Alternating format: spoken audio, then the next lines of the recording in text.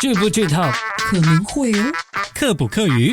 好夯密，向上你叫他来，开启你的客语新技能。剧透课语，剧透课语，剧透课语 ，Let's go！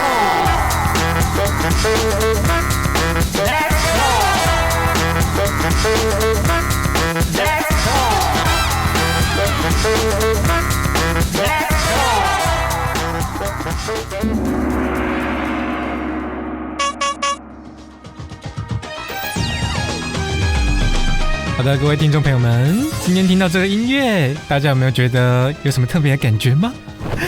这是我特别挑选的哦。听到这个音乐，就是整个人想要站起来跳舞啊！对，而且呢，可以做一些特别的动作，有没有？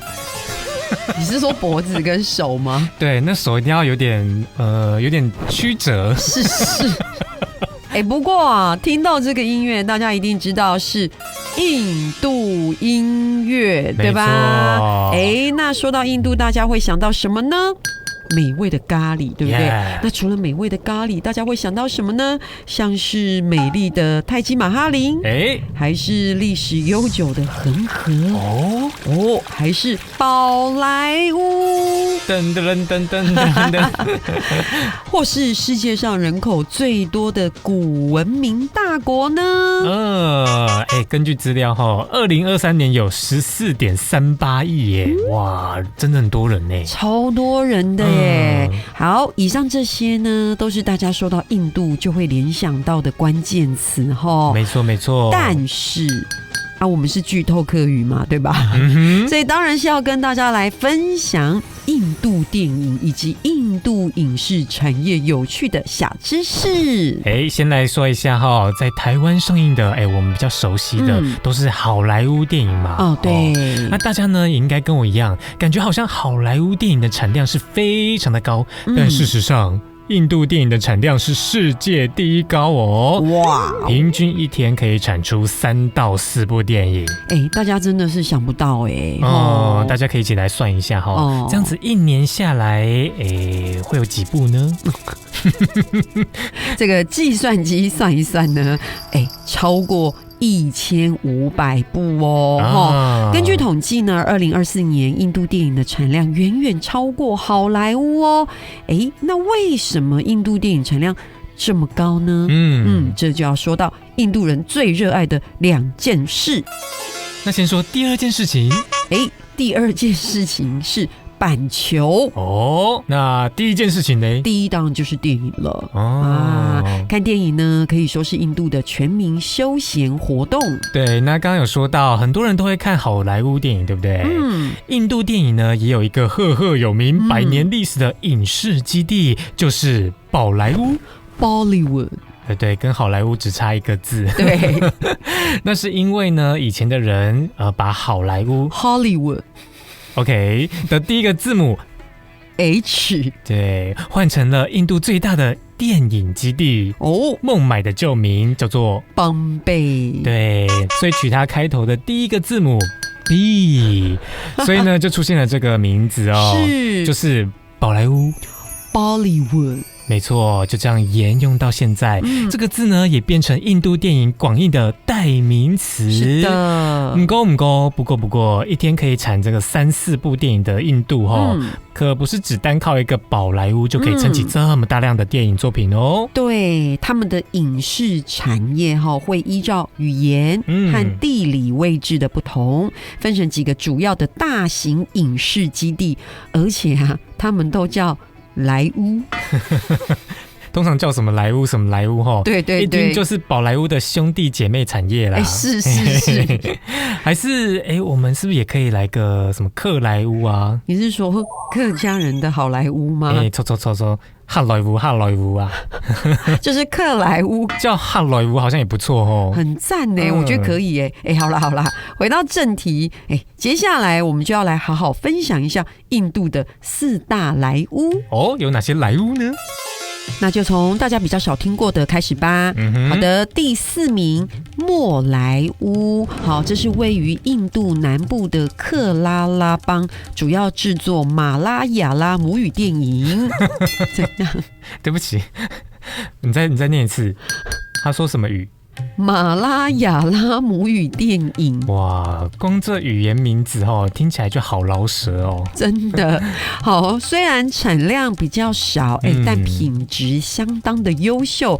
像前几年台湾也有上映的2018大洪水，就是来自莫莱乌。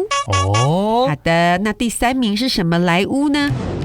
康莱坞，也有人翻译成科莱坞。这个拍摄基地呢是在印度南部的钦奈，主要呢制作泰米尔语电影。在印度呢讲泰米尔语的，大家猜猜有多少人？我来讲，光想不出来。你说，差不多有6500万人。哇，是我们台湾人口的3倍多哦。真的很多人所以呢，这个康莱坞出产的电影啊，有非常广大的支持者。串流平台上的话题强片是谁偷走了垃圾桶，就是从这里诞生的。对，在串流平台的成绩也非常的好哦。好的，接着是第2名。第2名是近年表现亮眼的托莱坞，位于印度中部的海德拉巴，主要制作泰卢固语电影，像是《巴霍巴利王》这部印度史诗巨作。最近几年啊，托莱坞的票房表现甚至比宝莱坞还要好哇！接下来要介绍的就是第1名宝莱坞。宝莱坞呢是印度电影的当家品牌大家可能就比较熟悉宝莱坞，对，跟我一样，没错。那这个宝莱坞呢，它的拍摄基地呢是在孟买，是以印度语为主，历史悠久，制作精良，而且呢，他们还产出了印度电影界的3大天王阿米尔汗、沙鲁克汗、沙曼汗他们呢可都是红遍全世界哦。这3大天王就像以前香港的4大天王一样超红的。对。好的，回到我们上面分享的4大品牌：莫莱坞、康莱坞、托莱坞、宝莱坞。对，刚刚前面有说他们主要是分布在印度的南部跟北部，各有自己的风格。我们拿端午节的肉粽来说好了，好跳哦。我们是不是有分成南部粽派跟北部粽派，对吧？对。印度也是，所以呢，接下来我们要来分享南印北印风格大不同多不同呢？光从选角的外形就有很明显的不同。阿凯翔，你幻想一下，如果你要去印度试镜，你会想去南印还是北印呢？好难选哦，你知道我是天秤座，有选择障碍。不过呢，我可以跟大家来分析一下北印度的宝莱坞电影，他们审美风格比较偏向欧美。演员呢通常是五官立体、身材姣好的男神、女神级演员。那南印度电影呢就不太一样了。男主角呢通常是大胡子，体态壮硕，圆润的大叔型。那这种外形呢，在南印度电影里是非常符合英雄角色的形象。没错。根据以上的分析呢，我觉得我最近比较有一点不小心吃胖了，所以应该比较适合去南印度试镜，然后留个大胡子，我觉得应该还是 OK 的，蛮吃香的，是不是？应该啦。如果你应征上南印电影的主角你还可以挑战南印度最具特色的电影类型就是那种会出现很多夸张武打动作，而且有些动作设计甚至会违反人体工学的那一种对，在南印的电影如果我是主角的话厉害了，真的，随时都可以来个后空翻然后就可以飞身跳上在空中盘旋的直升机，真的厉害了。又或是在丛林里光靠一根绳子就可以对抗体型大2倍的老虎，对，又或是随便用一个小陶罐就可以打爆反派，超厉害。你好像已经怎样买好机票是不是要去南印当男主角一样？有梦最美啦不过呢，我觉得还是要先想想哪一种语言比较好学，然后再去应征。真的，这比较务实。对。好的，从刚刚到现在啊，我们聊了这么多印度作品有趣的小知识，对不对？接下来就要来聊聊印度电影的特色了。有一位印度导演曾经形容这个印度电影呢，就像 masala 电影。masala 电影这个 masala 就是印度语中的综合香料的意思。没错，就像印度料理啊，会加入各种 masala 来提升风味。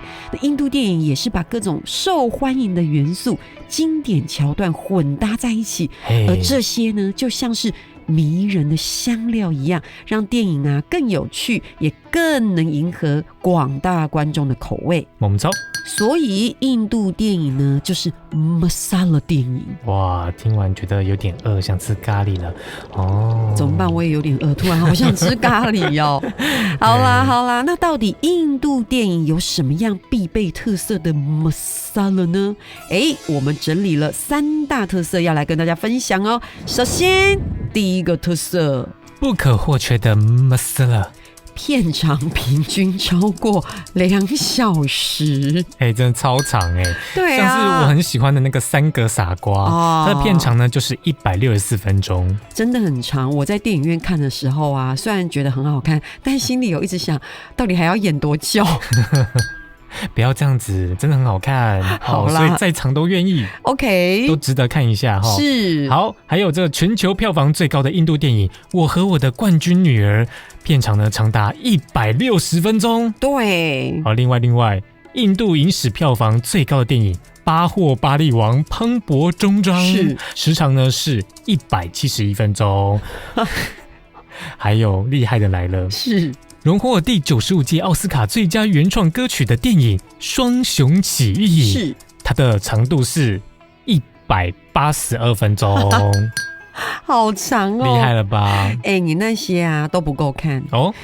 我来跟大家分享我人生第一部印度电影《荣耀之翼》，在2009年金马影展看的，总长224分钟。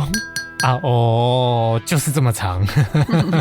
我为什么讲这些都一直很想笑，是因为我觉得真的好长哦。对啊，你知道这部电影的故事啊，是说这个早期英国殖民时代啊，在印度乡下的贫穷小村庄，一群村民如何在3个月内练习打板球，最后打赢英国板球队的故事。而且呢，这部电影呢也是2001年入围奥斯卡最佳外语片的电影哦。对哦，这部片呢故事精彩，而且呢歌舞场面浩大，尤其是剧中最重要的那一场板球比赛，以主流电影的拍法可能会挑重要的局数拍摄，对吧？然后呢加上最关键的得分球，画面秀一下超前的比分啊，主角们欢呼逆转胜，差不多就可以结束了，对吧？对啊，而且感觉很热血对 No， 这部电影呢是整局球赛完整的拍给你看，每一球每一局一个都不能漏掉。什么意思？就是在电影院看完一部电影跟一场板球比赛的概念。对，所以总长就接近了4个小时。哇，那光一部电影呢，我觉得就可以从早看到晚了。对，到底这个印度电影的片长为什么要这么长呢？这跟印度的天气有关哦。印度是热带季风气候嘛，一年到头都是夏天，而且印度的贫富差距很大，冷气机呢是印度的奢侈品，所以啊，很多家庭呢是没有钱装冷气的，而电影院里是有冷气的，所以大家就希望能在电影院里一边乘凉一边打发时间啊。如果电影时长太短，他们就无法享受了。不过呢，我有听说因为在电影里的整体时间太长，然后结果被抗议的新闻。对对，大家都知道，在电影院看电影正片播放之前，都会先播放一些预告嘛。是的，然后大概会有3-4部的电影预告，加上一些宣导字卡，这样加起来呢，差不多就有10分多钟。是的。那在2024年呢，印度有一位律师，他就到电影院去看电影，看完呢，他就提出了抗议，是因为正片前的预告长达25分钟，好久。也就是说，如果你在印度看了一部电影，再加上预告以及中场休息时间，你可能呢就会在电影院内待到一整个半天。是，对。不过呢，我觉得好像也蛮划算的。对呀，因为一张票就可以消磨一整天。对呀，还可以吹冷气一整天呢。对对对对，非常值回票价哎。没错。所以呢，看电影就成为印度人最爱的休闲娱乐。好，接下来我们要讲印度电影的第2个特色，第2种不可或缺的 masala， 那就是唱歌跳舞不能少。对，只要提到印度电影呢，这个歌舞场面呢绝对不会缺席。那平均呢，每部电影大概会搭配5首歌，剧情呢演，主角呢就会突然开始唱起歌来。跳起舞来。没错，我记得呢，我第一次看印度电影的时候，有点不太习惯。对，而且他真的就是唱歌跳舞来得很突然。对，比如说男主角在比赛跑步嘛，然后冲刺到终点之后，突然呢就会出现一群人，然后冲进场。然后就开始唱歌跳舞，是不是很措手不及？想说这个时候为什么要唱歌跳舞啊？对。所以呢，我第一次看的时候啊，也跟你有一样的感觉。不过呢，要跟大家分享这个印度歌舞的存在啊，不只是为了娱乐，它背后是有更深层的文化和宗教意涵的哦。在印度文化里呢，舞蹈不仅是一种艺术表现，更被视为与神明沟通的方式。印度教3大主神之一的湿婆神，在印度啊，人尊称为舞神。传说中，湿婆创造了舞蹈，能够施展108种不同的舞姿哦。他的舞蹈啊，不只是动作，更代表着宇宙的循环、毁灭与重生。所以对印度人来说啊，那个舞蹈是一种神圣的仪式无论是喜悦啊、悲伤啊、庆典，还是日常生活，都会用跳舞来表达情感。这也是为什么在印度电影里，我们可以看到角色随时随地都能起来跳舞，其实是很神圣的仪式。是好，因为这不只是戏剧效果，而是印度文化的 DNA。还有这个印度电影的歌舞片段也是表现主角的内心戏啦。对，通常呢，好莱坞主角的内心戏是靠演技取胜，但印度电影的主角的内心戏还要靠又唱又跳哦。如果你仔细观察那个主角在跳舞的时候，他们的眼神。还有他们的手势，还有他们的表情，透过这样的方式，把内心的情感表达出来。对，然后让观众呢，光看舞蹈就能感受到他们满满的情绪价值。没错，所以观众可以得到满满的情绪价值。好，那我来举个例子好不好？大家都比较熟知的印度电影《3个傻瓜》，其中一首歌啊，是代表女主角的内心戏，是这样说的：女主角在家里翻着相簿，她的目光刚好落在一张男主角在舞台上的相片。女主角一抬头，相片中的舞台就出现在女主角家里。等一下，我有戳中笑点吗？不是，为什么你讲完像鬼片？人家可能很认真，他很感伤。没有，我没有，我只是在讲当时我在电影里面看到的画面啊。我真的觉得很疯狂我可以继续讲吗？好，继续。刚刚说到相片中的舞台就出现在女主角家里，你知道吗？男主角竟然给我从舞台上走下来。等一下，为什么光听你说就觉得很荒谬？没有啊，因为我很投入啊。你要想象画面，大家你们听我说，脑中要有画面。好。刚刚说到男主角竟然从舞台上走下，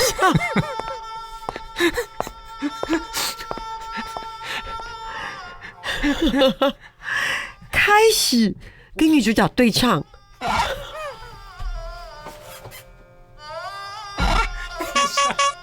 等一下中场休息一下，我们先听一首歌，再回来。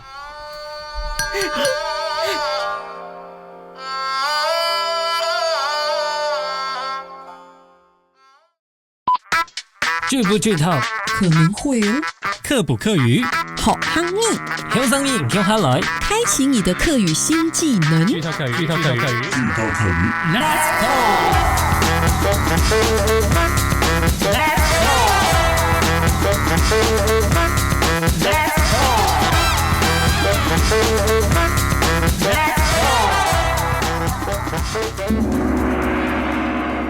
好的，刚刚我们说到三个傻瓜里面，其中一首歌是代表女主角的内心戏，对不对？因为你刚刚笑场嘛，对不对？你刚刚也笑场嘛，对不对？好，不管。好了，我们要认真了。是，我们要来好好讲这个内心戏的部分。是的，好，那所有的听众朋友这个有看过的呢，我们就回味一下；那没有看过呢，我们就感受一下。哇，这个导演是用怎么样的一个画面跟歌舞呢，来表现这个女主角的内心戏呢？首先，这个镜头来到女主角在家里翻着相簿，她翻着翻着，她的目光就落在了一张男主角在舞台上的相片。注意哦，是一张相片哦。对，这个女主角给她一抬头，相片中的舞台就出现在女主角的家里了，是不是很厉害？哇！这个时候不得了了，男主角竟然从舞台上给我走下来，开始跟女主角对唱共舞，是不是？狂唱歌，狂跳舞，祖比嘟比，祖比嘟比，巴巴啦，没错。好的，那下一幕，女主角打开电视，你知道吗？男主角在电视里还给我从电视里面跑出来，不是贞子哦，不是，这两个人呢就一起跟一大群舞者跳舞。最后，男主角带着女主角飞到户外，在月光下漫舞，整整一首歌的时间，就是要告诉大家，不知不觉中，男主角已经悄悄地占据女主角的脑海啦。没错，而且呢，听说在印度电影院如果电影中有歌舞的场面，对，观众也会随着这音乐一起站起来跳舞哦，然后说跳就跳。可是我觉得这样蛮好的你想想看，你电影看到一半还可以起来一起歌舞真的蛮有趣的。不过呢，这个印度影视产业随着时代的不同，也渐渐改变风格了，不一定讲着讲着就跳舞好，例如我的冠军女儿呢，这类没有歌舞的电影在印度越来越受欢迎印度观众也接触到更多不同国家的影视作品，所以观众愿意花钱进戏院看那些少歌舞、题材较沉重的电影了。好的，再来是第三个特色，第三个不可或缺的 masala，就是剧情一定会善恶有报。怎么办？我好喜欢看善恶有报的电影你就不会好像很遗憾的那种感觉对，那关于这个善恶有报的电影我来举个例子。无论是电影是谁偷了垃圾桶，它里面烧杀掳掠的可怕抢匪，或是电影双雄起义里面随意抢走村民孩子，粗暴对待印度人的英国官员，是的，这些在印度电影中有够坏，让观众气得牙痒痒的反派，都会在电影最后是的受到应有的惩罚。那观众呢也会跟着大快人心对，看完电影会感觉到冥冥之中都有因果报应对，善有善报，恶有恶报。好，为什么大多数的印度电影都一定会善恶有报呢？因为在印度，电影不只肩负娱乐功能，它还带着社会教育的意义。因此，在电影剧情中通常会埋入因果循环、劝人为善、爱国精神等等正确的观念。另外，近年来这个印度电影的风格也在慢慢的转变了。除了最受民众欢迎的动作电影、浪漫爱情电影之外，许多导演也开始拍摄一些带出印度社会议题的作品。没错，像在2023年荣获印度年度票房冠军的《乱世勇者》，这部电影呢就带出了很多印度社会议题哦。剧情中呢呈现大财阀对政府公务机构可以取得特权，还有农民阶级为了耕种要去贷款买机器，但贷款的利息呢却超过本金，以及呈现印度仰赖外资，国外的大公司都可以来自由的设厂，那就算发生事故呢，造成环境污染也是可以简单的就息事宁人。还有里面最重要的故事情节就是印度高层与武器公司交易各自抽回扣，罔顾武器品质，造成前线士兵严重伤亡等等等议题。是的，刚刚这个凯翔说的这些议题呢，确实都是印度的社会议题哈，像是军购收回扣的弊案，也是前几年的新闻。我这边呢也来分享一个数年前一个真实事件改编的印度电影，叫做《厕所：一个爱情故事》。故事是说这个新婚第一天新娘一听到先生家里没有厕所，就决定弃夫而去。那先生为了挽救婚姻，最后决定在自家后院盖个厕所，没想到竟然遭到全村的人都跳出来反对。不要觉得很荒谬没有厕所是真的哦。对，这部电影呢就凸显了印度70%以上的农村是没有真正的厕所，有超过7亿的人呢是用不到基本卫生设施的。是的，虽然印度总理呢他声称已经盖了5200万间厕所，但是很多女性呢还是需要走很远的路才可以去上厕所，或是呢要跟全村的人一起共用公共厕所，其实呢是没有很卫生，而且也很危险。对，因此呢印度人呢用厕所的比例还是很低，是的，卫生知识呢也没有普及。所以剧里面的男主角就说了一句非常有名的台词：皇帝沙贾汗可以替老婆盖泰姬玛哈陵，我帮我老婆盖个厕所都不行吗？这都在的展现了印度社会公共卫生的现实问题，以及一个男人为爱挑战传统的勇气。好的，那3大印度经典的特色呢都被我们介绍完了。相信大家呢也对这个印度电影呢有更多的认识。那接下来呢我要来个印度电影 Q&A 时间，那大家呢也可以一起来猜猜看哦。首先第一题，请问平民百万富翁符合我们今天分享的印度电影吗？请作答。答3、2、1，不是哦。我想说你什么时候要回答？我想说要等那个哒 OK。平民百万富翁的故事呢，是说一位来自孟买贫民窟的少年贾马尔参加谁想成为百万富翁的节目，奇迹般答对所有问题，却被怀疑是作弊，所以被逮捕。透过回忆童年的生存挣扎，揭开主角背后隐藏的人生故事。虽然是以印度为题材，但不是出自于宝莱坞之手。这部电影呢，不论是导演还是编剧，都是英国人。换句话说，平民百万富翁这部电影可以说是一部透过英国人的眼睛来认识印度的电影。没错。好的，接下来第2题，少年拍的奇幻漂流符合我们今天分享的印度电影吗？大家一起来想看看哦。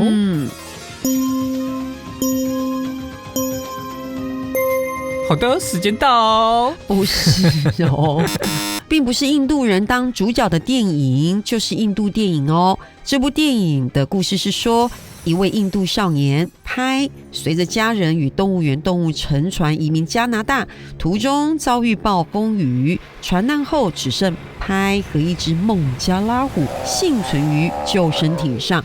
那个拍必须克服饥饿、绝望，并与猛虎相处求生。最终获救后，拍讲述了2个版本的故事，让人思考信仰与生存的本质。那这部电影呢，是由美国20世纪福斯出品，台湾之光李安担任导演的作品，并不符合我们今天分享的印度电影。答对了，好的，第3题，大家一起来想想看哦。请问救救蔡英文符合我们今天分享的印度电影吗？请作答。是。我们听众朋友们还没想好。好啦，太快了，好啦，我们再一次，请作答。答是好。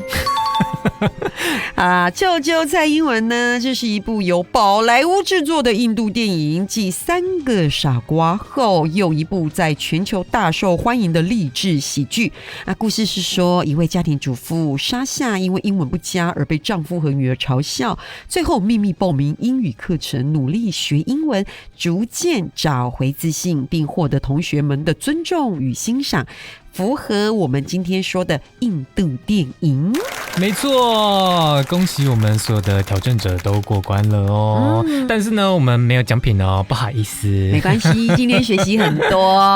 好，今天聊了这么多印度电影的特色，其实电影不只是娱乐，更像是一扇窗，带我们看见不同国家的历史、社会议题，甚至人民的价值观哦。印度电影呢，之所以这么丰富多元，正是因为印度本身就是一个文化多元、历史悠久的国家。它的电影就像它的香料一样，masala，每一种元素都有属于自己的味道，层层堆叠，才造就了这种独特的 masala 风格。所以下次如果有机会，不妨打开一部印度电影，或许从歌舞、从故事、从角色的眼神里，你会看到一个截然不同的世界，也感受到这个国家独一无二的魅力哟。真的，那刚刚呢，我们也有说到这印度电影叫做 masala 电影，是因为呢，这些香料可以让印度料理还有印度电影充满层次与风味哦。而且呢，越品尝就越上瘾哦。那讲到这里，既然印度的香料是料理跟电影的灵魂，那我们一定也要来介绍一下客家料理中的灵魂。虽然我们没有香料，对，不过我们客家呢有调味料，对，可以让我们的客家料理呢味道更丰富，充满层次。所以呢，今天呢，我们就要来教大家最能代表客家料理的灵魂调味料。对，没有它们，我们客家料理就会少一味。真的，所以才会说是灵魂调味料啊。好的，那客家料理的灵魂调味料，第一个就是黄澄澄、酸溜溜的橘酱。客语怎么说？四线腔橘酱，海陆腔橘酱。哇，那橘酱拿来要配什么呢？像是橘酱鸡肉、橘酱青菜、橘酱豆腐、橘酱拌面、橘酱拌饭，哇，不管沾什么沾一下就好开胃耶。没错，有橘酱就对了啦哈。好的，接下来是我们这个客家灵魂调味料第二个是什么呢？那就是红彤彤、充满酒香的红糟。客语怎么说呢？四线腔走马，海陆腔走马。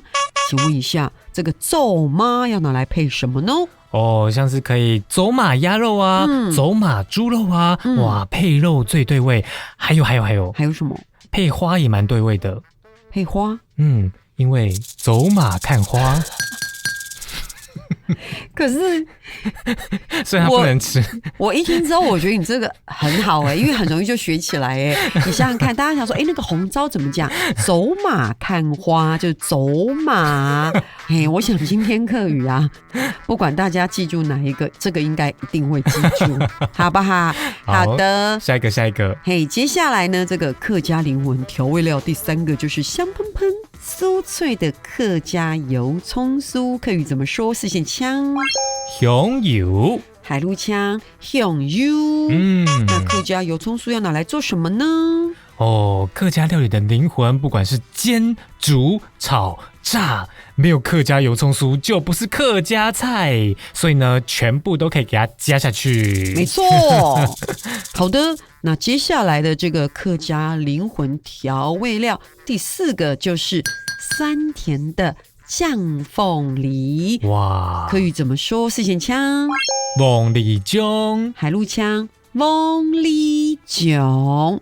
请问一下，这个凤梨酱要拿来配什么呢？我已经觉得好饿了。好，可以配什么呢？配凤梨炯鸡汤，对，凤梨炯蒸鱼，对，不管是蒸的啊，或是煮的啊，蒸煮就是最对味了。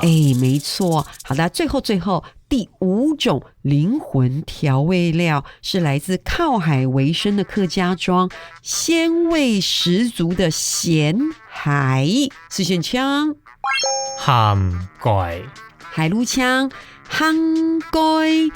我想大家可能对这个比较陌生哈，我来介绍一下。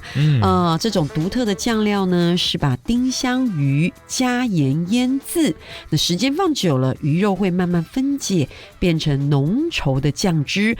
靠海讨生活的客家人，只要有香蓋就能配饭。哇，真的是蛮想试试看的哦。是的。那接下来呢，我们再带大家一起来复习一下客家灵魂的调味料。好，客家料理的灵魂调味料，第一个橘酱客语怎么说？四线腔吉酱，海陆腔吉酱。好，客家灵魂调味料第二个红糟，四线腔走马看花。海陆腔走马。好的，第三个客家灵魂调味料客家油葱酥，四线腔香油，海陆腔香油。再来第四个客家灵魂调味料酱凤梨，四线腔凤梨酱，海陆腔凤梨酱。最后第五个是靠海为生的客家庄必备的灵魂调味料咸海，四线腔鹹蓋，海陸腔香蓋。这些经典的客家料理调味料，大家学会了吗？下次呢，大家有做菜的时候，可以试试看这些灵魂调味料哦。没错，分享给大家。那今天的剧透客语 ，and 漢拜見，拜拜。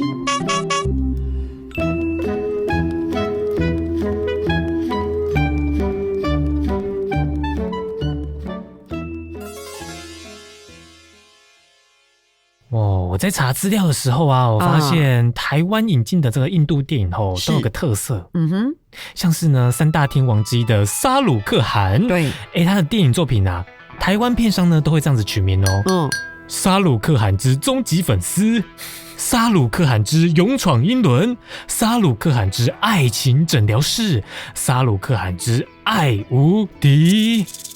你会不会有种感觉，这就是冠名播出的概念？好像是哦，不过我觉得这样子也蛮不错的。对我觉得台湾的电影好像也可以这样子操作呢。你的意思是说，比如说是许光汉之恋爱沙尘暴，许光汉之想见你，许光汉之关于我和鬼变成家人的那件事，感觉不错呢。对啊，还是我们也可以来冠名一下。你是说一颗梨子姐姐与阿凯翔之剧透客语吗？我觉得你好像 AI 哦，一直帮我取名字，真的好啊，还不错哈。那各位听众朋友们，一颗梨子姐姐与阿凯翔之剧透客语，下次见，拜拜。 Let's go